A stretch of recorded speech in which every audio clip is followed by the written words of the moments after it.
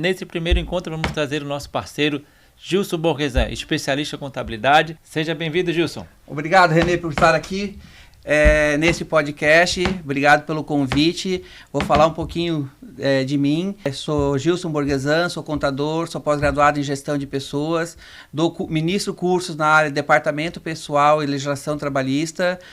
Sou sócio da Exata Assessoria Contábil, escritório de contabilidade que atua há mais de 30 anos no mercado de trabalho, prestando consultoria trabalhista, previdenciária, contábil e fiscal. E societário também. A Exata é composta por 2 sócios, eu e a minha irmã, Solange Borgesan, e a nossa sede hoje está ali no Estreito, Rua Belmiro Isabel Martins, número 42. Convido vocês a fazer uma visita. Muito obrigado, Renê, muito obrigado, Normatiza, por esse convite. Então, Gilson, dentro desse contexto da nossa conversa, tem uma pergunta aqui que os nossos clientes estão enviando. O meu contador já cuida do financeiro da empresa, né? Ele precisa se preocupar também com SST. Qual é a parte dele nesse processo de SST? O que também é responsabilidade dele?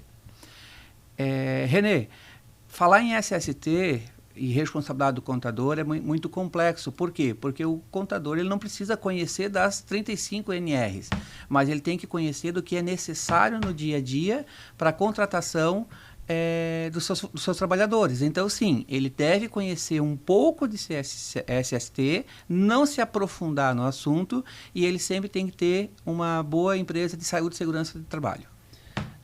Porque é muito comum, né, Justo? A gente que já trabalha há um tempo junto, até a gente deu aula junto, e as pessoas acham que o contador deve resolver tudo. Então, a nossa conversa muito hoje é sobre isso, né? De deixar bem claro para as pessoas, para os nossos ouvintes, o que é o papel de cada um nesse sentido.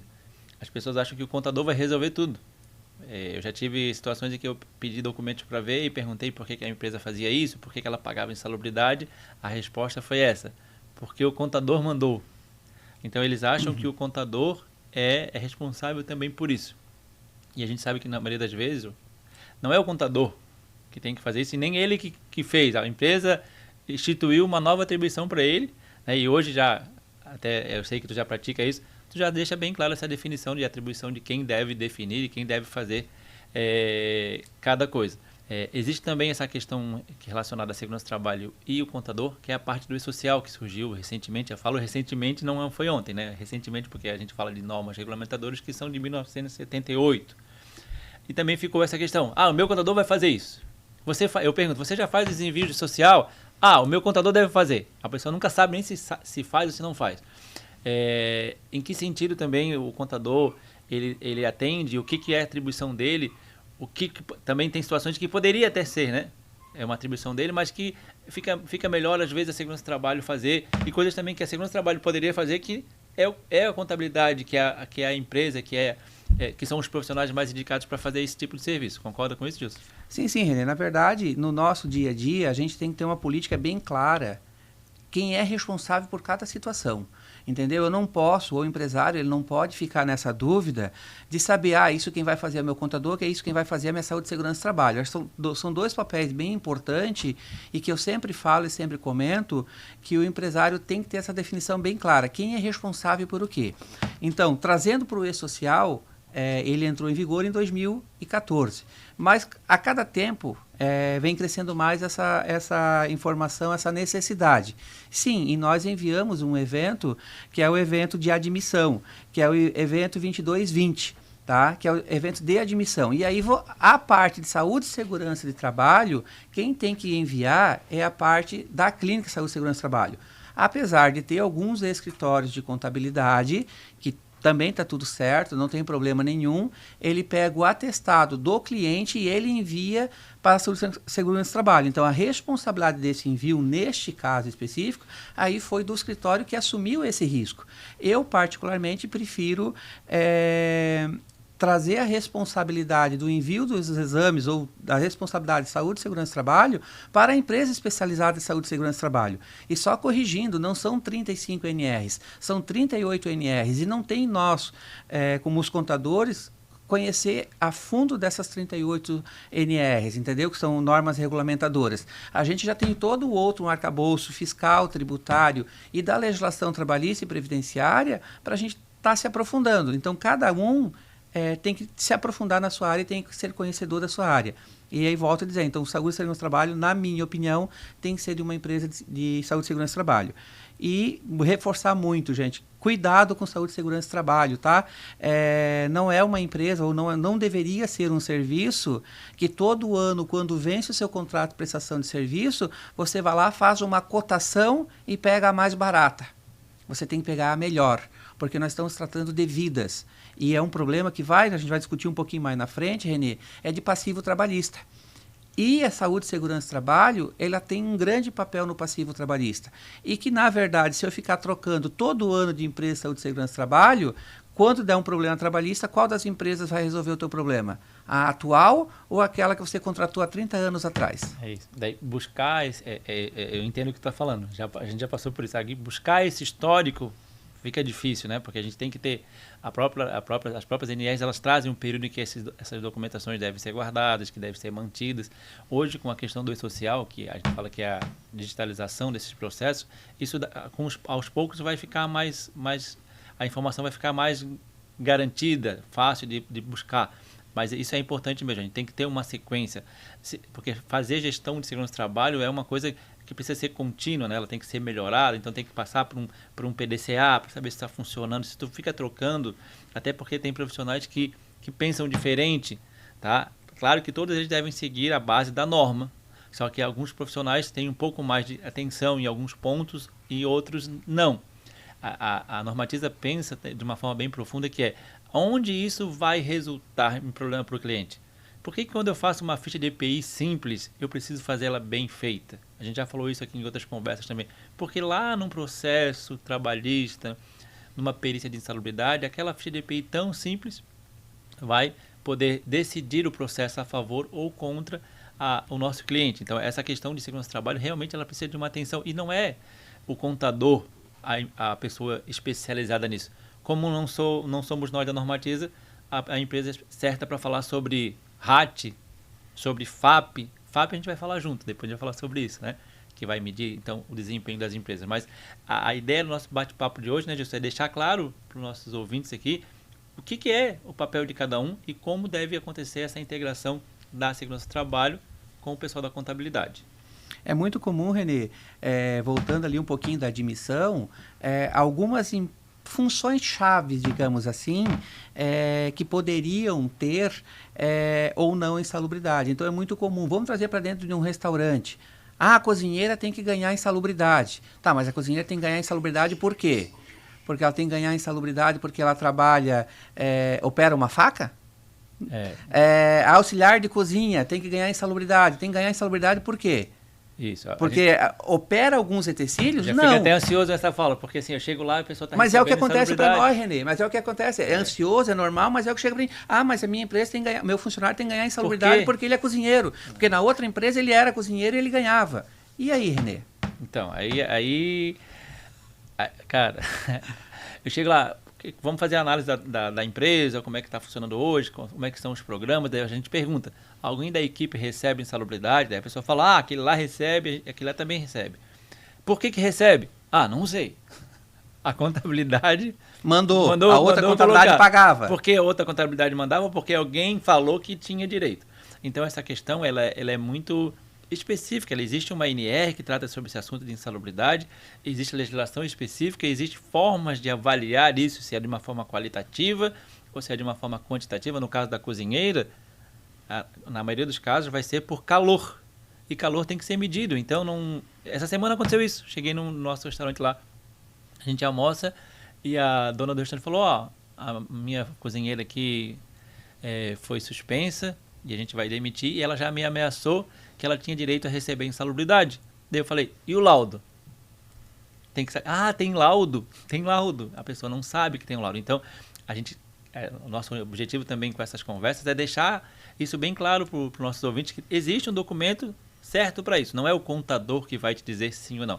Tem que ir lá olhar no documento que está escrito lá. E assim, quando tu vai pagar insalubridade para alguém, primeira coisa a gente já conversou, né? Não é legal. Não é bom. Ah, eu estou sendo bom porque eu estou pagando. Não. Significa que tu estás assumindo que tu está fazendo mal para uma pessoa, desgastando de alguma forma, prejudicando a saúde dela, em alguns casos a longo prazo, e tu está pagando um adicional para ela. Estou te pagando para te deixar doente. É isso mesmo que eu ia te perguntar, Renê. É correto eu dizer que eu pagar insalubridade para um trabalhador, eu estou comprando a vida dele? Ou pagando parte da vida dele? Porque vamos deixar claro, porque também as pessoas muitas vezes não sabem. O que é insalubridade? O que é periculosidade? Né? Porque assim, é muito comum chegar no nosso dia a dia, vir essa pergunta, o contador pagou, então assim, tem 3 situações que acontecem. O costume, eu sempre paguei, quero continuar pagando. O meu contador acha que tem que pagar. Isso. E o meu vizinho está pagando. Se o meu vizinho está pagando, eu também quero pagar. E tem uma quarta. Como é que é? É melhor eu pagar para não me incomodar. Exato. E aí é onde vem a pergunta que eu digo, é melhor eu pagar para não me incomodar? Você está assumindo um risco, você está comprando pelaquela vida do trabalhador. Porque assim, voltando à pergunta inicial, o que é a insalubridade? Tu pode dizer para nós de maneira bem simples, e para que o nosso ouvinte possa entender o que é uma insalubridade? Então vamos lá. É bem interessante essa pergunta, mas eu vou tentar separar a pergunta. Eu até falo, o que você realmente... Quando eu dava aula, os alunos vinham com essa pergunta. O que é insalubridade? Sim, gente, vamos lá, são 2 perguntas diferentes. O que é uma atividade insalubre e o que é um adicional de insalubridade? São 2 perguntas diferentes, né? Uhum. Então vamos lá, o que é uma atividade insalubre? É aquela atividade que pela atividade que é realizada, pelo tipo de atividade, expõe o trabalhador a algum agente nocivo. Então pode ser pelo método de trabalho que ele faz, pelo agente que ele está em contato. Então vai ser pela atividade que ele faz, pelo método ou pela intensidade do agente que ele está tendo contato. Que exemplo, Renê? Tentar falar de uma forma fácil para que todo mundo entenda. O ruído é o mais comum. Então, todo mundo que está exposto a ruído tem direito à insalubridade. Não, tem um limite. Se não ultrapassar esse limite, não. Renê, mas se tiver quase, a gente fala que está no nível de ação, a gente tem que ter um pouco de atenção e acompanhar mais de perto esse trabalhador para saber se ele não vai ter uma perda auditiva, alguma coisa. Mas não é insalubre. Mas e a moça que recolhe lixo no banheiro, num ambiente de grande circulação? Isso não precisa medir, porque não vai se contar quantos sacos de lixo ela tirou. Isso é uma avaliação qualitativa, prevista no anexo 14 da NR15, que fala, trabalhou nessa atividade. Daí então tem uma grande chance de caracterizar isso como insalubre. Então, atividade insalubre, uma atividade que expõe o trabalhador a agentes nocivos, na maioria das vezes sem a devida proteção, acima de limite de tolerância. E o que é o adicional? O adicional é o que a empresa paga como forma de compensar esse desgaste que o trabalhador está tendo. Mas é legal então, mas eu estou pagando, então está tudo bem. Não, aí tem um detalhe que daí os empresários ficam assim, é sério? Eu vou pagar um adicional para o cara e ainda tem que fornecer os EPIs para ele dar... Sim. Como diz um professor meu antigo, ele falava assim, o vale-refeição não paga o transporte. Cada coisa... Exatamente. Então assim, EPI, previsão na NR1, já de proteção do trabalhador, previsão específica na NR6, tem que ser fornecido. Tá? Então, quer dizer, aí começam as polêmicas, e que é por isso que isso precisa de uma empresa que entenda. Mas então quer dizer que eu vou fornecer EPI e a atividade vai continuar sendo insalubre? Daí tem que avaliar. O ruído, por exemplo, se tu fornecer um protetor auricular adequado, ele vai proteger o trabalhador. Muito bem. Aí você falou do EPI, Equipamento de Proteção Individual. É só fornecer? Eu forneci o EPI, tá bom? Daí a gente já... Aí agora vamos chamar aqui o pessoal do marketing, que a gente até disponibilizou lá no nosso Instagram, ou vai estar no site, uma ficha de EPI modelo, para saber como tem que ser preenchida e o que tem que constar naquela ficha. Porque às vezes a pessoa coloca uma ficha, não tem nem o nome da empresa. Mas, Renê, minha contabilidade nunca me avisou de EPI. Mas a contabilidade não é responsável por isso. A NR1 traz o termo seguinte, ela não traz assim, a contabilidade deve garantir. Não, a organização deve garantir, a organização deve fazer tal coisa. Então, a ficha de EPI, que tá vendo como a gente já falou tanto disso, que é uma coisa simples, tem que ser preenchida de forma correta, sim. E não é uma opção não preencher. Mas eu entreguei, eu treinei, só não peguei a assinatura, então não valeu nada. Ou muitas vezes só entreguei. Não. Não entregou, não preencheu. Entregou e preencheu, mas não treinou como usa, isso. Também não tem validade nenhuma. E é isso que é importante, Renê, que a gente deixe bem claro para o nosso ouvinte, que não é responsabilidade da contabilidade. Cuidar de saúde e segurança do trabalho. Por isso que eu falo, a gente não é só 38 NRs que a gente tem que cuidar. A gente tem que cuidar das 38 NRs, cuidar da aplicação dessas 38 NRs. E por isso que é importante tu ter uma empresa de saúde e segurança do trabalho. E eu sempre comento também para os meus clientes, para os meus alunos, que eu também dou aula do curso, Renê, saúde e segurança do trabalho não é aquela empresa que você contrata e você quer ver ele uma vez por ano. É uma assessoria. Então, você está contratando uma assessoria de saúde e segurança do trabalho para a tua empresa. Sim. Se você é um empresário que não está preocupado com essa questão, eu começaria a se preocupar, porque a legislação vem mudando a respeito disso. Já tem várias ações hoje no INSS de ações regressivas, trazendo aquela responsabilidade da saúde que o empresário deveria estar se preocupando com o empregado, não se preocupou e devolvendo essa responsabilidade para o empresário. Por quê? O INSS, o Instituto Nacional de Seguridade Social, está trazendo que isso foi uma negligência da empresa e não mais sim do órgão governamental. Então, por isso que a gente tem que se preocupar, tem que investir, tem que cuidar de saúde e segurança do trabalho. Isso. Essa questão das ações regressivas é um dos pontos que a gente informa para a empresa o quanto isso pode custar, né, quando ela não observa aqui no início. E sobre essa questão não é responsabilidade da contabilidade, sim da empresa.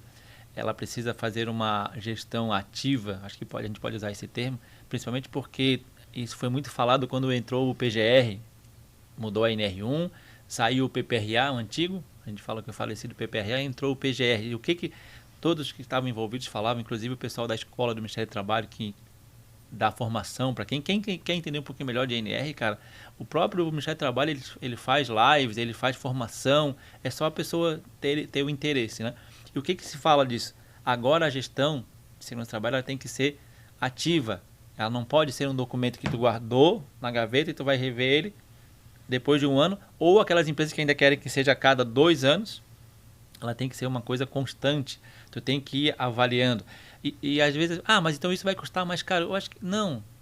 Se isso for organizado de uma forma correta, não vai ser mais caro. Porque, eu vou aqui te vendo o programa agora, nós estamos em março, vai renovar em março do ano que vem. O que tem que ser visto nesse período? O que aconteceu?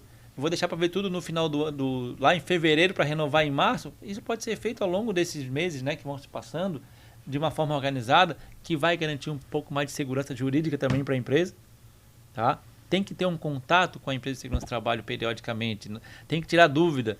Vou contratar uma função tal, o que eu tenho que me preocupar com ele, nesse caso? O cara vai ser eletricista, o que eu preciso saber? Tem que saber que ele tem que ter um treinamento específico. Não, mas ele só vai trocar lâmpada. E daí? Daí a gente vai avaliar cada situação de forma correta. Eu tenho um vigilante agora, o que acontece? Vai ter que ser avaliado. E outra coisa importante, né, Gilson? Tu sabe que quando entra um vigilante que não estava no PGR, é uma nova função, uma nova contratação, que vai lá ser informado para o social e eles conseguem ver que não está nos programas. Então, e aí volta aquela questão. Então, vamos voltar aqui um pouquinho. Primeiro, tu fala que a saúde e segurança do trabalho tem que ser uma gestão ativa. Sim. Saúde e segurança do trabalho não é aquele manual que a clínica de saúde e segurança do trabalho entrega para você ou de maneira impressa ou de maneira virtual, você deixa arquivado lá no teu computador e você nunca nem leu, não precisa ler porque eu tenho uma empresa hoje que cuida de saúde e segurança do trabalho. Não. Saúde e segurança do trabalho é uma gestão ativa, como a gestão financeira, uma gestão ativa, como a gestão contábil, uma gestão ativa, como qualquer que seja a gestão na tua empresa que você olha, como o marketing da tua empresa também é uma gestão ativa, entendeu? E você tem que estar gerenciando esses dados, gerenciando esses números. Então é bastante importante você falar sobre isso, por quê? Porque a grande maioria das empresas estão acostumadas com o quê? Renovar o seu plano, os seus planos de saúde ocupacionais uma vez por ano, e deixa lá na gaveta e é esquecido porque você tem alguém que está cuidando disso. Não, você não tem alguém que está cuidando disso, você deixa lá na gaveta esquecido. É algo que tem que ser ativo, tem que ser renovado. Por esses exemplos que você acabou de falar. Você falou no segurança, você falou numa outra função. Ou seja, qualquer função que você contrata, que você cria um cargo novo na tua empresa, se não consta no PGR, eu tenho que avisar minha saúde e segurança do trabalho para ela renovar o seu PGR. Que é a mesma pergunta que eu vou te fazer aqui, Renê, e aí olhar já em outra questão. Qual é a validade de um PGR? Qual é a validade de um planejamento dos programas de saúde ocupacionais? É de 1 ano? E aí outra questão, antes de me responder isso, será que saúde e segurança do trabalho é custo? Eu entendo e vejo e defendo que ela é investimento. Quando a gente for falar de FAP e de RAT, vai ficar muito mais claro que não é custo saúde e segurança do trabalho. As empresas enquadram como um custo, mas é um investimento que você está fazendo. E esse investimento é bem mais barato que você imagina, pensando no risco e no problema que isso pode trazer. Então, eu vou começar falando desse último trecho. É que, infelizmente, a gente tem uma realidade, né, que muitos empresários novos, eles não têm esse conhecimento, né? Tu vai falar esse sigla aí para eles, FAP, RAT, ele não sabe. E, de forma geral, o que se tem na cabeça, né? Minha empresa só tem 3, 4, então eu não vou ter um impacto com o RAT. Entendeu? Ele não consegue visualizar. E tem um pouco de verdade, porque sim, uma empresa com 1.000 funcionários com certeza vai ter um impacto muito maior se ela tiver um FAP aumentado em função da quantidade de afastamentos e doenças que foram causadas. Mas não se tem esse conhecimento. O pequeno empresário ele não tem essa noção disso aí, né? Tá, Renê, quando é que fica, então, quando eu faço uma mudança, uma reforma, então, ou mudo o meu endereço de lugar? Eu ia falar que eu vou sacanear comigo, porque essa pergunta aí já é polêmica. Qual é a validade, né? Daí, se a pessoa não tem uma empresa de segurança do trabalho que realmente estuda as coisas, ela vai se complicar um pouco com isso. Primeiro, quando se fala de PGR, os profissionais da área de estudiosos falam, não tem PGR, não tem validade. Mas daí eu falo isso assim, René, mas eu fui lá na INR e eu vi que tá escrito lá que pode ser a cada 2 anos. Ele tem obrigatoriamente que a cada 2 anos ser reavaliado. Agora, como eu já falei para vocês, já entrou uma função nova. Tem que ser feito. E só a função, Renê? Não, mas daí o Gilson tava lá, o pessoal da Exata tava instalado no prédiozinho lá de madeira, do lado de uma madeireira, do lado de uma fábrica de cimento, que tinha todos esses riscos ao redor, que isso também deve ser levado em consideração. Agora o Gilson mudou para um prédio, uma salinha isolada com ar-condicionado, mudou todo o ambiente de trabalho, tem que ser refeito, e não só o PGR, inclusive os laudos. Então, ocorrer alterações no que envolve a atividade do trabalhador tem que ser refeito, tem que ser atualizado. Então, não é anual, não é a cada 2 anos, é sempre que houver necessidade. Esse é o termo correto, tá? Daí, essa definição do que é necessidade, que daí tem que ter um profissional adequado para definir. A norma define sim, vou dar rapidinho umas dicas aqui. PGR no máximo a cada 2 anos. Daí, quando o cara está preocupado com o custo, ele, então vou refazer com 2 anos, porque daí eu não tenho que pagar. E o PCMSO? Tem o PGR, eu sempre conto essa história, que eu achava bonitinho, romântico, meus alunos falavam. O PGR e o PCMSO tem que andar de mãos dadas. Daí eu imaginava os dois andando de mãos dadas. Eles têm que ser articulados, eles são programas que têm que realmente se conversar. Tu não pode ter 5 funções no PGR e no PCMSO só tem 3 no PCMSO. Um tem que complementar o outro. Eles são complementos. Aqui eu tenho as funções, 5 funções, aqui eu tenho também as 5, definindo os exames que eles têm que ser feitos.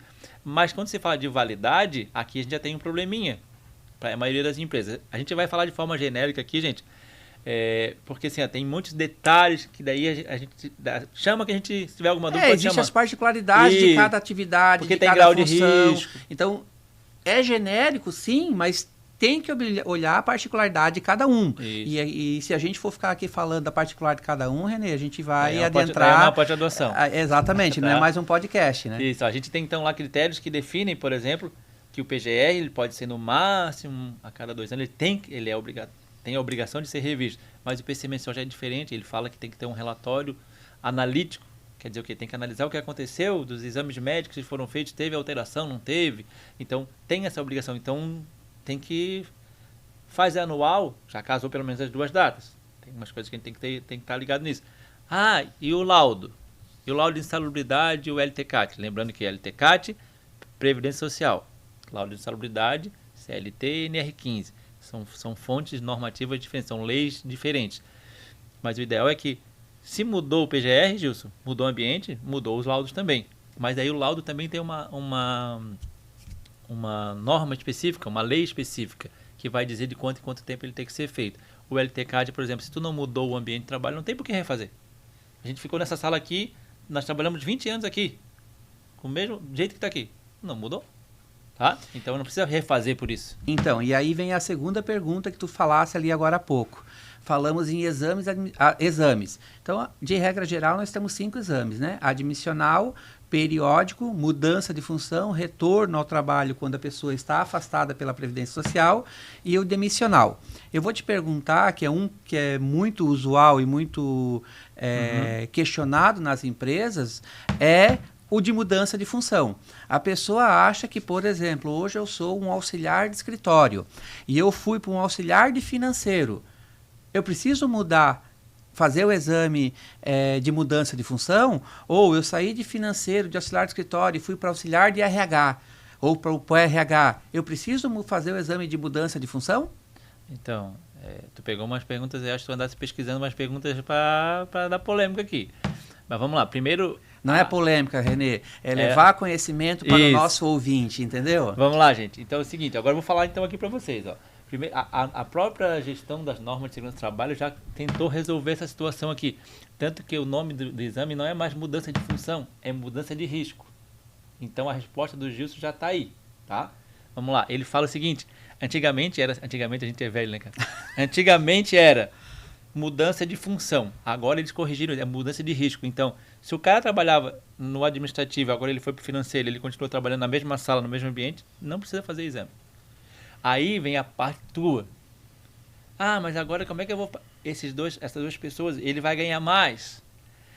É uma questão que daí é trabalhista, é a questão da contabilidade de resolver isso, porque às vezes tem essa questão, o cara agora ele é pedreiro 2.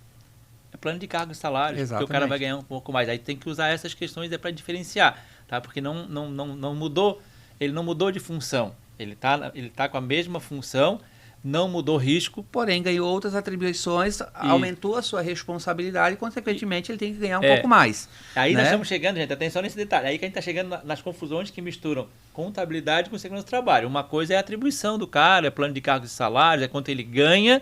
Outra coisa é ter que refazer um laudo, porque o cara mudou de função. Mas vamos lá, ele só mudou a função no registro dele, no cargo de... As atribuições deles mudaram, mas o ambiente de trabalho, a exposição aos riscos, continua, como você falou, 10 anos no mesmo lugar, talvez até na mesma cadeira. Então não mudou em nada, gente. Eu gostei dessa parte aí, porque assim, gente, vocês vão ver que às vezes a gente vai começar a aprofundar um pouquinho, porque não tem como passar direto. Quando eu falo que eu mudo atribuições, o pessoal que trabalha comigo já sabe, a minha cabeça já começa assim, ai meu Deus, peraí, atribuições, então vamos olhar as atribuições.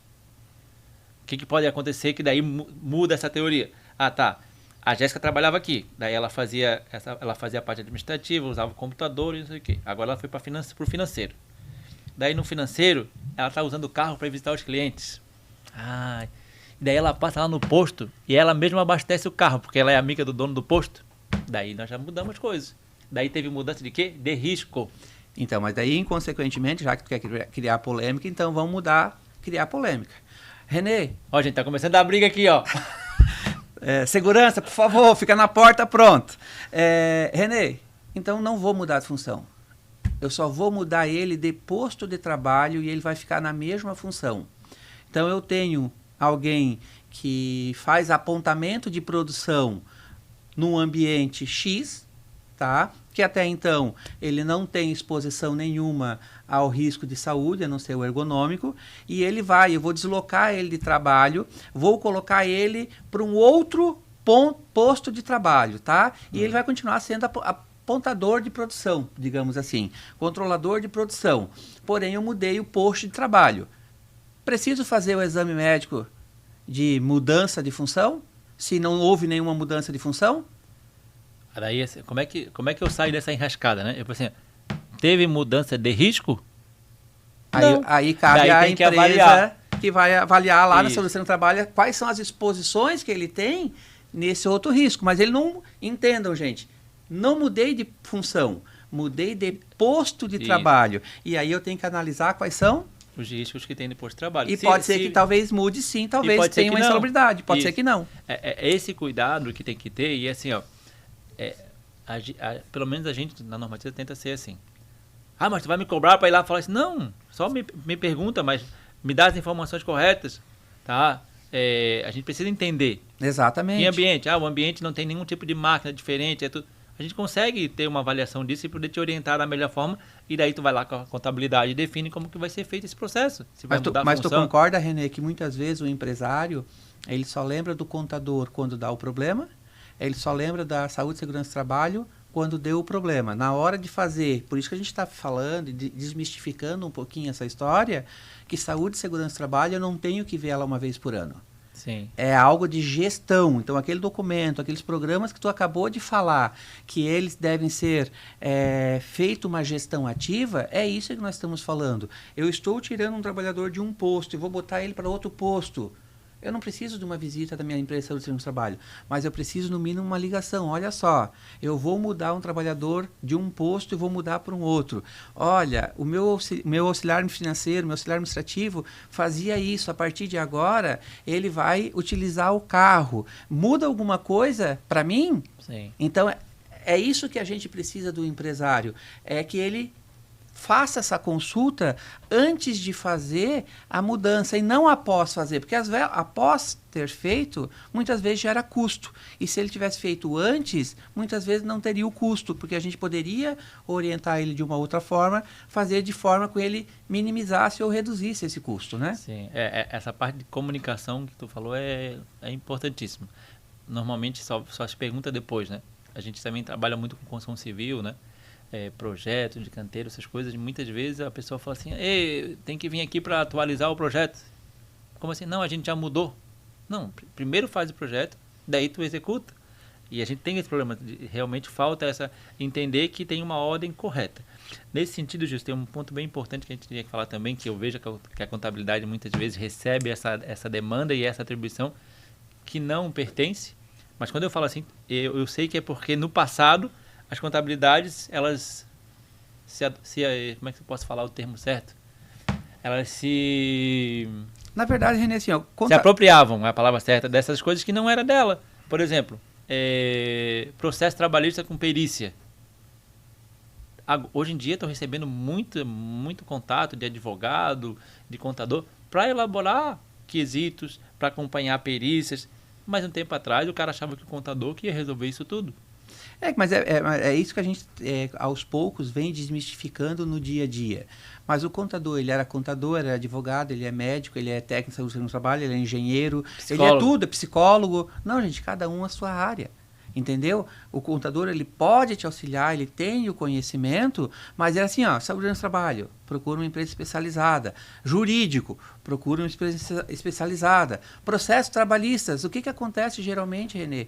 Eu recebo um processo trabalhista 2, 3 dias antes da defesa. Aí eu te pergunto, como é que o contador vai poder ajudar?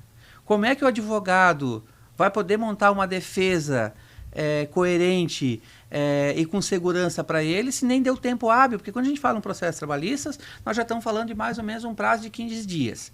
Sim. Da notificação até a defesa. E aí o empresário recebe aquilo, demora para abrir, demora a tomar a ação, tudo isso vai diminuindo o prazo para a pessoa que está lá ajudando ele resolver e solucionar o problema da melhor forma possível. E aí, às vezes, a culpa foi. Não existe culpa. Sim. Entendeu? A gente tem que resolver o problema e não procurar o culpado. Nessa questão eu recebo também, às vezes, para fazer os quesitos para as perícias. Você pode atender, daí o que a gente oferece, né? Eu ofereço tanto a questão de elaboração dos quesitos, que é a primeira parte, mas aí eu já dividi um pouco para ficar bem claro. Eu analiso o processo, isso é uma modalidade nova que eu aprendi até num dos cursos que eu fiz, que é bem interessante. Eu posso analisar o teu processo e te falar se vale a pena ou não. Porque tem situações que a gente sabe que realmente a empresa vai sair perdendo. E tem que entrar num acordo. E tem que entrar num acordo, a gente já recomenda. Analisa o processo, vamos seguir, vou montar os quesitos, vou acompanhar a perícia e depois eu vou fazer um parecer técnico depois que o perito emitiu o laudo dele. Mas acontece a mesma coisa. Para quando é que tu precisa? Para amanhã. Amanhã até às 5 da tarde. Tá. Daí vamos lá ver o processo. Daí eu quero fazer vou falar novamente daquela coisa que a gente já falou antes, que parecia ridícula, que é importante. Daí eu vou lá ver o processo, porque o cara trabalhava, sei lá, com... Vou pegar duas situações, produto químico, que tem contato manual, ou ruído. Vou lá ver na ficha de EPI do cara no processo, porque lá eles colocam nos autos. Ficha de EPI do cara que trabalhou 4 anos. Tinha quantos protetores auditivos nesse período? 2. 2. Né? Pouquíssimo. Luva. Luva tinha mais. Entregava a cada 3 meses uma luva. Não dura. Luva não dura 3 meses, depende da atividade que a pessoa faz. Então, é isso que tem que tomar cuidado. Isso coloca a empresa, a gente usa esse termo, bota a empresa no mato. Ah, eu forneci uma luva 3 meses para o cara que trabalhava num ambiente agressivo desse, não dura. Um protetor aditivo, nesse período distante, principalmente se tu não tem um procedimento definido de como cuidar, isso você acaba. Higienização e tudo mais, né? Isso que está previsto na norma como uma responsabilidade, né, da empresa, esse fornecimento. E claro que o trabalhador também tem a parte dele que ele tem que cuidar, sim. E a gente sempre orienta isso. O trabalhador tem o direito de receber, mas também tem o dever de cuidar. Mas a substituição, quando estiver danificada, é a empresa que tem que fazer. Então isso está na norma.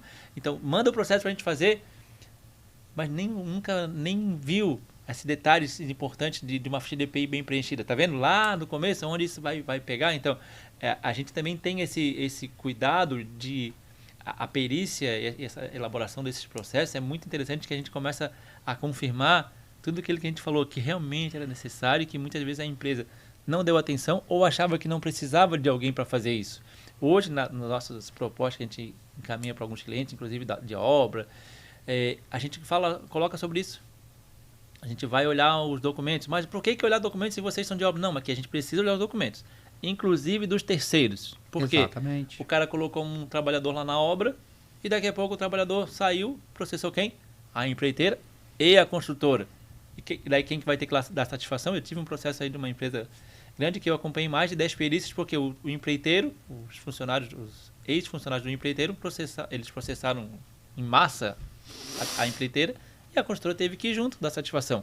Então, hoje a gente já faz isso. Vamos conferir documentação de terceirizado. Então, uma coisa bastante importante, Renê, que apesar das empresas saberem, mas às vezes fazem questão talvez de esquecer. Tu falasse ali, EPI. Então, é equipamento de proteção individual. Uhum. Então, protetor auricular, óculos, capacete, não é EPC. Não é coletivo, é individual. Então, assim, ó, o que é EPI, se você tem vários trabalhadores, arruma uma forma, veja com a consultoria, com quem deve ser feito, uma forma de marcar, de nomear esses equipamentos para que um não use o equipamento do outro. Porque você falou em perícia e a gente, como está um pouco mais ativo e acaba acompanhando e vendo alguns processos trabalhistas, é muito comum ver a empresa perder um processo trabalhista porque o EPI era um EPC, era usado como EPC, equipamento de proteção coletiva. Existe o equipamento de proteção coletiva, que daí todo mundo pode usar, mas existe aqueles EPIs que são de proteções individuais, que cabe somente a mim. Se ele está danificado, eu tenho que ser descartado. Vou te dar 2 exemplos. E tem muitas vezes que a gente reutiliza. Uniforme, sapatão e por aí vai. Gente, isso aí é EPI e é individual, não deveria ser reaproveitado. E já trazendo aqui e avançando um pouquinho a questão, Renê, vamos trazer uma outra questão polêmica, que quais são as empresas, ou toda empresa precisa se preocupar com saúde e segurança do trabalho? Mesmo aquela empresa que não tenha funcionário, ela precisa se preocupar com saúde e segurança do trabalho? Então tá, vamos lá. Primeiro em relação aos EPIs, né? EPIs que são tratados ou, né, usados como EPCs. 2 exemplos bem característicos. Cinto de segurança, que é para eliminar, né, para reduzir o risco de queda, para reduzir os danos numa queda, porque se o cinto atuou, o cara já caiu, mas ele ficou pendurado. Daí tem 5 trabalhadores, tem 2 cintos pendurados lá. Quem pegar primeiro, pegou. Os outros podem ficar amarrados na corda. Esse caso, e um outro caso também que daí a maioria das pessoas já deve ter visto. Jaqueta para frio na frente da câmara fria. Da câmara fria. Tem uma? E tem 5 açougueiros. Isso. E é uma pessoa só que entra. E assim, gente, só para dar uma dica, essa é especial também. Só jaqueta não resolve. Dependendo da temperatura, se for uma câmara fria, tem que ter calça, tem que ter bota, tem que ter todo o conjunto para poder adentrar e não ser caracterizado uma atividade como insalubre. Câmara fria é igual o marido que não paga pensão. O marido não paga pensão, vai preso. Câmara fria vai dar insalubridade para o trabalhador. E uma coisa bem importante falar também, e que muitas vezes, como tu falou em perícia e tu atua em perícia, o perito contratado pelo juiz, designado pelo juiz, muitas vezes ele nem entra na câmara fria, nem verifica, nem faz a inspeção para saber se dá insalubridade ou não. Precisa. Ele chega no açougue, olhou que tem 5 açougueiros, só um com só uma roupa, ele já vai designar, porque ele vai supor que todo mundo usa o mesmo. Né? Então, essa é uma questão, uma dica técnica que a gente fala. Tomar cuidado na hora da perícia, pelo menos no dia da visita. Né? E assim, Por isso a importância do acompanhamento da saúde e segurança do trabalho numa perícia trabalhista. Existe uma hierarquia prevista nas normas quando fala de proteção. Nesse caso da câmara fria, sim, a roupa, que vai ser o EPI, ela é o que resolve a questão do tempo. Mas a gente tem que fazer uma outra coisa que vem antes, que não é nem medida de proteção coletiva, mas é sim medida de organização, medidas administrativas. Não deixa todo mundo entrar na câmara fria. René, mas aqui eu preciso, então tu vai dar roupa para todo mundo e tu vai fazer o que tem que ser feito para todo mundo, mas na maioria das vezes não precisa. Só que é um negócio descontrolado. A pessoa, mas já teve empresa que eu fui e o cara colocava água para gelar dentro da câmara fria, para tomar, e entrava. Esse cara depois ele vai te botar no justiça, ele vai ganhar. Então, assim, a organização interna, as medidas administrativas, como autorização, tem lugar hoje em dia, claro que tudo isso estou falando de uma empresa, às vezes, com um pouco mais de investimento, né? Tem facial para o cara poder entrar, existe já forma de fazer isso, mas também tem a forma mais simples, assim, só pode entrar ali o fulano e o fulano, os outros não podem entrar, e é assim que se faz. Ou então, hoje em dia, eu estava conversando sobre isso ainda ontem, muitas empresas ficam muito reféns dos funcionários por falta de mão de obra e acabam aceitando algumas coisas, mas depois, né, disso, o custo disso é bem elevado. René, vamos falar um pouquinho, já que tu já tocou nesse assunto, vamos sair um pouquinho da insalubridade e entrar na periculosidade, né? Que é o risco de vida, risco de morte nesse caso aqui. E muito bem importante essa questão. Então, falando de periculosidade, falando de insalubridade, quer dizer que se eu tenho numa obra três eletricistas que passam fio numa construção civil, os 3 devem ganhar periculosidade? Então, periculosidade, o que diferencia da insalubridade, a insalubridade ela é a exposição do trabalhador a agentes nocivos que vão comprometer a sua saúde a longo prazo. Claro depois eu vou dar minha definição técnica, tá? Tu deu a tua técnica e eu vou dar a minha usual. A longo prazo, claro que alguns a muito mais longo prazo. Por exemplo, o ruído, ele pode ser insalubre, então vai te matar, ele vai prejudicar a tua audição. Mas tem outras situações, por exemplo, com agentes químicos, que pode ter um risco bem maior também e pode não ser tão a longo prazo assim. E a periculosidade, a gente fala sobre risco acentuado de morte. Inflamáveis, explosivos, alta tensão. E o eletricista é um caso que já fiz várias perícias sobre isso. Porque realmente, quem vive construção civil sabe que tem o eletricista que só quebra a parede e passa mangueira. Que é o cabista.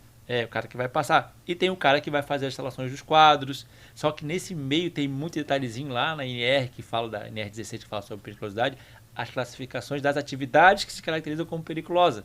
E às vezes os simples testes dos circuitos já vai caracterizar. Então, a resposta certa a dar para o nosso ouvinte, é assim, tem que ser feita uma avaliação específica daquela função, das atividades que ela realiza, para então poder caracterizar.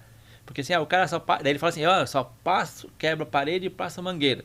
Daí no final eu só venho aqui e ligo esse disjuntor. Exato. Mas assim, só para ficar claro que o que acontece, não é porque um está ganhando, todos têm que ganhar.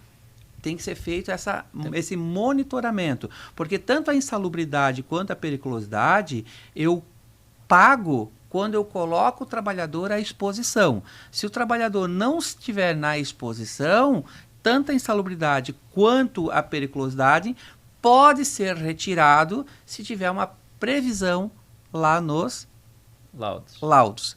Você pagou porque você quis pagar para minimizar o risco lá no futuro, como nós falamos no início aqui do podcast. Aí, neste caso, você não tem como tirar, porque você está pagando de maneira ordenada, sem controle nenhum, e isso vai ser considerado como um salário. Então, vai ter que incorporar o salário, você não pode tirar. Agora, se tinha previsão em laudo que não precisava pagar, em algum determinado tinha que pagar, aí você quando não precisava você não paga, depois você começou a pagar, em outro momento você foi lá e retirou, tá? Renê, tu me enrolou e não me respondeu. Toda empresa, mesmo sem funcionário, precisa ter saúde e segurança do trabalho? Pergunta muito aberta, né? Mas assim, toda empresa tem que ter segurança do trabalho, sim. Mesmo sem funcionário? Depende, depende. Eu expliquei uma vez para meus alunos. Depende, tu tem que completar ele, senão tu está enrolando as pessoas mesmo. Depende, tu vai contratar empresas terceirizadas para trabalhar dentro do teu ambiente de trabalho, dentro da tua organização, porque tu pode não ter funcionário, mas tu tem 50 trabalhadores. Sim, tem que ter segurança do trabalho, vai ter que ter os documentos. Mas nesse caso, tu pode exigir que a tua terceirizada apresente os documentos. Porque quem tem que manter os documentos de segurança do trabalho? É isso que tu quer chegar, né, Gilson?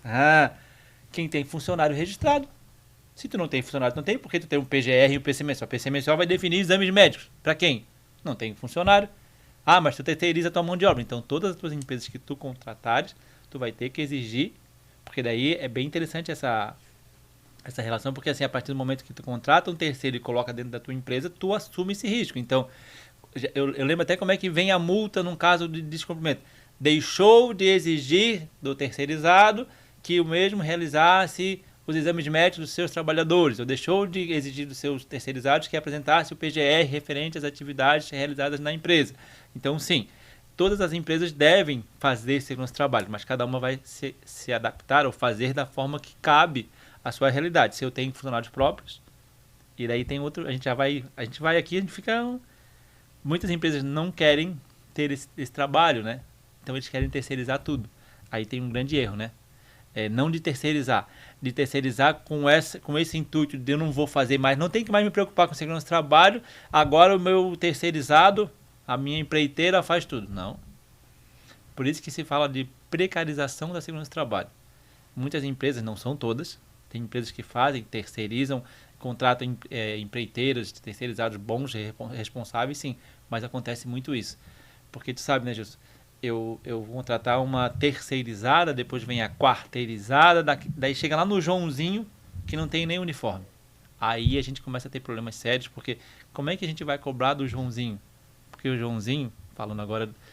De uma maneira pejorativa, e da questão real, assim, de negócios.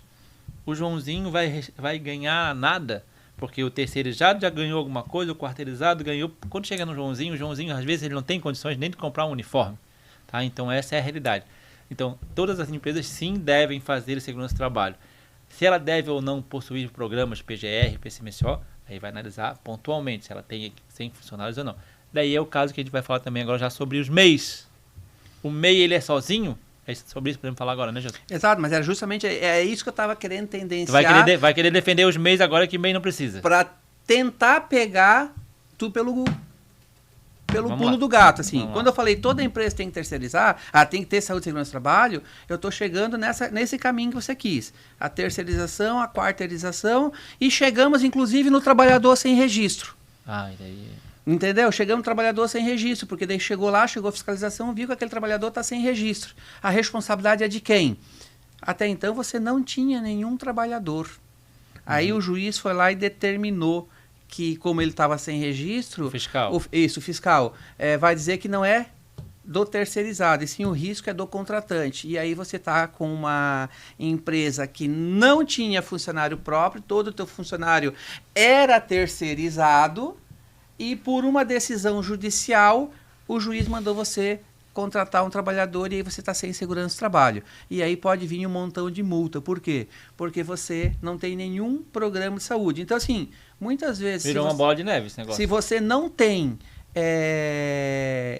funcionário e também não tem terceirizado, quem presta o serviço é somente os sócios... Até entendo que talvez não precise, então, saúde e segurança do trabalho. Mas se você terceiriza, que é aquilo que você complementou e aquilo que você falou, sim, ela deveria se preocupar com o do prestador do serviço, ou ela também deveria, muitas vezes, chamar uma empresa de segurança do trabalho e fazer também a aferição e o controle da sua empresa. Por quê? Porque daí minimizaria esse risco, né? Sim.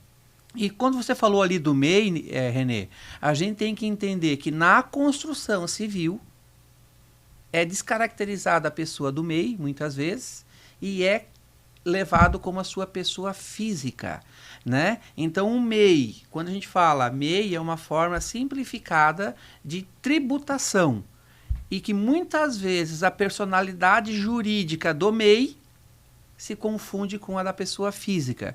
Isso aí já não é mais nenhuma área contábil, é mais uma área que um advogado pode vir te ajudar, que é mais uma área jurídica, de personalidade jurídica, e vai poder complementar isso. E se eu falei alguma besteira, por favor, me corrija, porque não é muito a minha área. Mas a realidade é isso. Muitas vezes o MEI é descaracterizado a personalidade jurídica dele e observado, sim, como uma pessoa física seletista normal. Isso, então, na construção civil, principalmente, tem terceirização, quarteirização, deveria existir também a meização, né? Porque a gente tem isso muito presente na construção civil e em outros setores também. Mas o que aconteceu? Quando surgiu a possibilidade, eu posso ter uma equipe aqui, eu não preciso ter eles registrados, então eu vou reduzir muito o meu custo. Pô, vou contratar só MEI. E muitas vezes para o cara que é o MEI, também é interessante para ele, porque ele vai ganhar um salário um pouco melhor. Não, o salário, né, seria o contrato dele. A remuneração, né? Isso, a remuneração dele vai ser maior. Mas existem alguns limites, principalmente na construção civil, como tu falou. E também tem outro detalhe importante, que daí é uma questão que eu falo que daí o profissional tem que ter um pouco mais de capacidade técnica e jurídica nesse momento. Porque eu também converso bastante com advogados, a gente tem que analisar o seguinte, vou dar um exemplo para vocês. O cara é MEI, tá? E ele vai trabalhar lá, não vou falar só de construção civil, vamos falar, ele vai trabalhar lá no teu supermercado instalando câmeras de segurança a 8 metros de altura. Daí, por que esse cara, esse MEI, ele não vai ter PGR, não vai ter PCMSO? Até porque é ele que está prestando serviço, isso, né? Não tem risco, cara. Agora uma coisa própria minha, tá? Que eu já questionei muito isso e eu convenci algumas pessoas da importância. Eu, como empresário, dono do supermercado, eu não ia permitir que esse cara subisse lá se ele não tivesse me apresentado um treinamento de trabalho em altura da INR35, um exame médico apto para trabalho em altura. É isso que eu digo. E é interessante que a gente está aqui para isso hoje. Tem que abrir, gente, um pouquinho a cabeça. Segurança do trabalho não é só cumprir NR, é ter essa visão do que pode acontecer. Se esse cara caiu, ele era MEI, tu fez um contrato com ele, pode ter um contrato com o MEI para fazer aquilo lá, porque não vai configurar nenhuma relação... vínculo empregatício. Vínculo empregatício, mas assim, e esse risco? Porque o cara caiu dentro da tua empresa e tu analisou para saber se ele tinha um mínimo de condição física, de saúde para estar lá? Não. Então, assim, porque quando a gente começa a falar, a gente vai muito longe. Mas segurança do trabalho não é meramente cumprimento de norma. Vou resgatar a visão técnica de um todo, isso, René. Jurídica, responsabilidade do negócio, né? O empresário, muitas vezes, e está certo, ele quer olhar só para o custo. E às vezes eu contratar uma empresa um pouquinho maior, com uma estrutura um pouco maior, para fazer aquele serviço da instalação da câmera lá, ele tem toda uma estrutura, existe todo um custo para isso. Uma análise de risco para atividade. E aí eu me preocupo somente com o custo de quanto que eu vou pagar pelo trabalhador para ele executar aquele serviço. Só que a gente esquece que quando o risco aconteceu dentro da minha empresa, ele pode ser um risco solidário para mim. Então a gente tem que analisar isso. E a grande maioria das vezes, não analisa. A gente só olha para o custo financeiro de imediato. A empresa X me cobrou 10 mil reais. O cara ali está me cobrando 3, eu vou fazer com esse de 3. E não olhou o contexto do porquê do 10 mil e do porquê do 3 mil. Né? E uma outra coisa bastante importante, olhando tanto para a questão, como tu falou, de obra, que é muito comum, né? A meização, ou seja... Inventamos esse termo hoje, acho que não existe. Não existe. A meização, que é o quê? Transformar os trabalhadores, seletistas ou não, em MEI, transformar em PJ.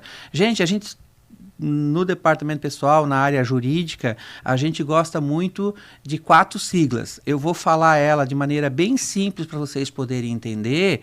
É o seguinte: homem lê chopp, happy hour, e mulher leia shop, tá? Mas é a questão do chopp. S de subordinação, H de habitualidade. Então, se você contratou um MEI e você manda diretamente nele, você executa, manda para ele executar as tarefas, ele tem subordinação. Quando você contrata uma empresa terceirizada, essa empresa não é subordinada à tua empresa. Tem habitualidade, o MEI vai trabalhar todos os dias?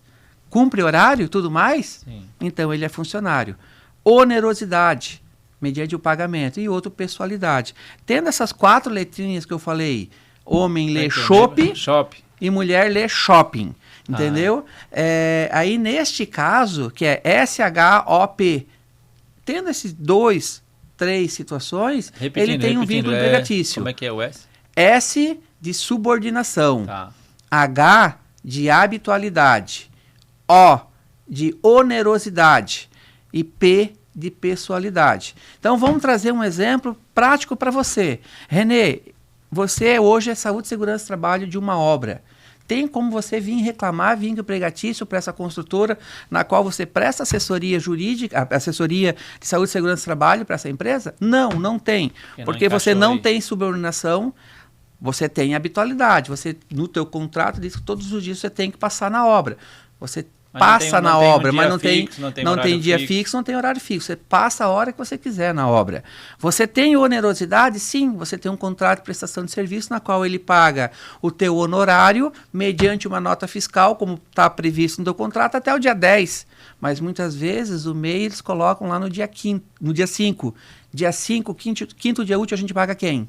Os funcionários. E você está contratando o MEI como um funcionário. E aí você quer que o teu advogado defenda. E a última, P, de pessoalidade. Então, quando a gente fala pessoalidade, Renê, é você que passa na obra ou algum técnico da tua equipe que passa na obra? Pode ser você ou pode ser algum técnico. Então, não tem pessoalidade. Sim. O MEI, muitas vezes, é executado por ele recebe no quinto dia útil.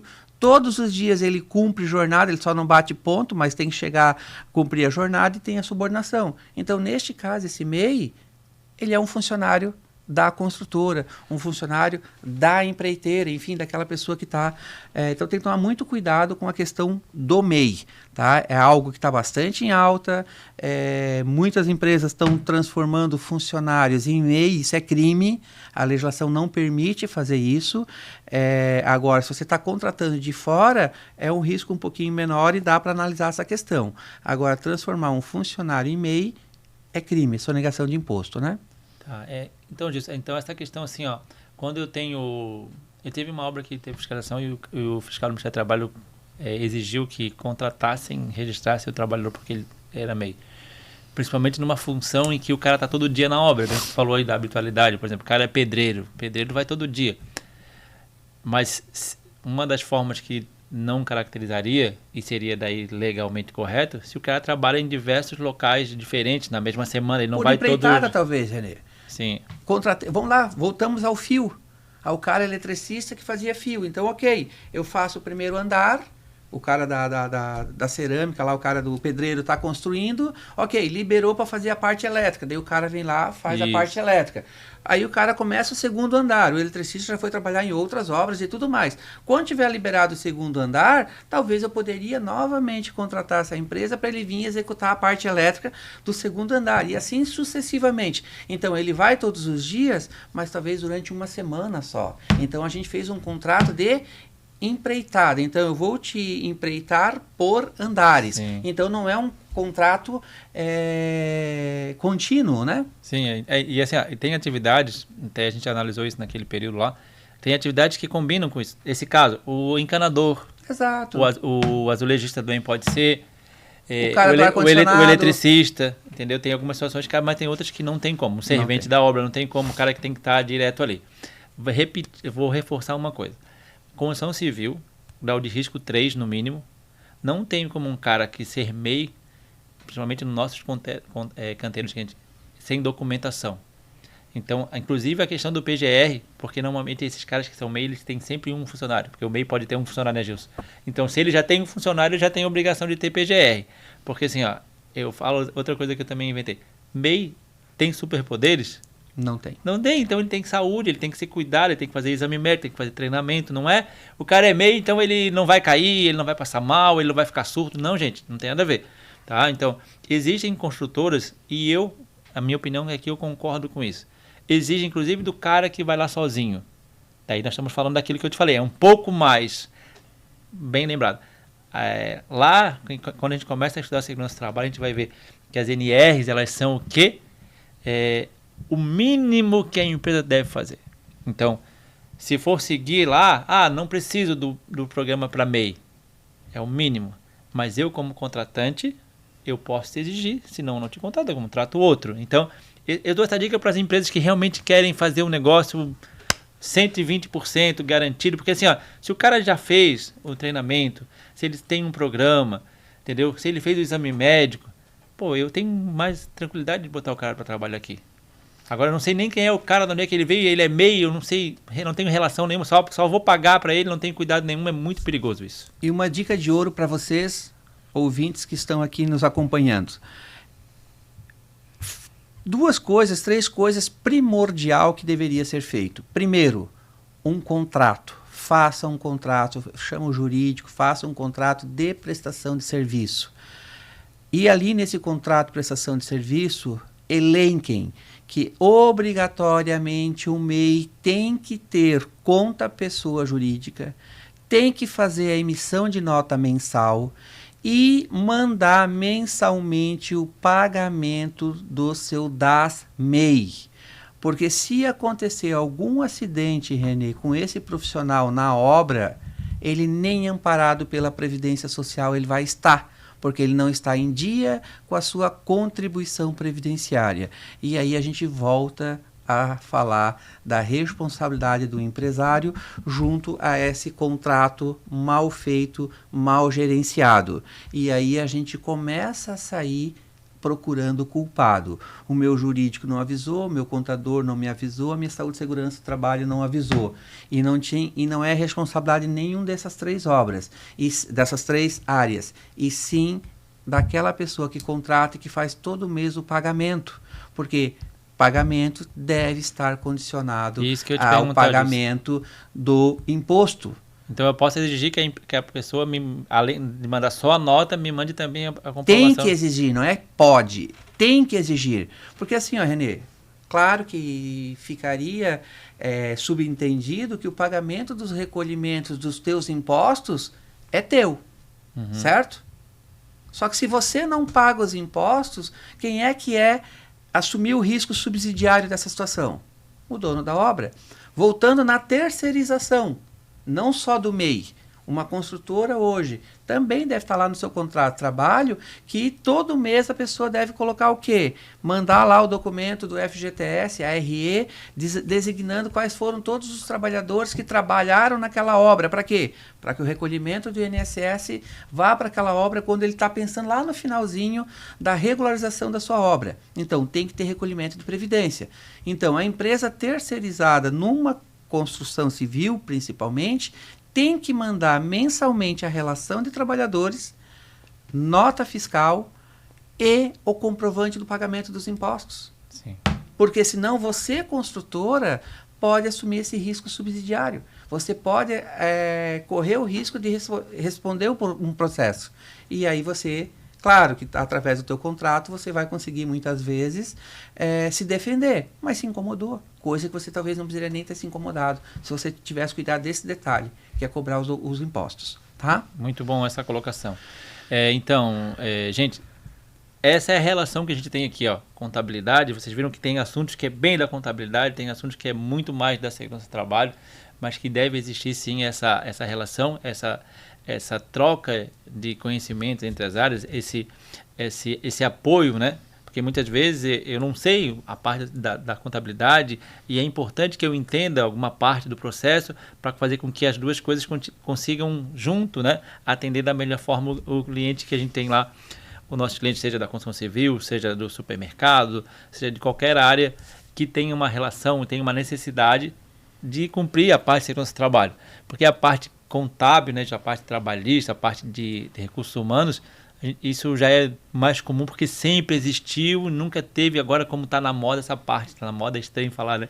Como está em evidência essa parte de segurança do trabalho com a vinda do social. E agora, com mais uma chegada de um novo assunto, que a gente vai deixar para um próximo momento para conversar, da nova NR1, que traz aí a questão dos riscos psicossociais, que o pessoal está desesperado. A gente já aportou algumas coisas dizendo, calma, que não é assim. não tem que sair por aí fazendo consulta psicológica com todo mundo, não tem que fazer a avaliação individual de cada trabalhador.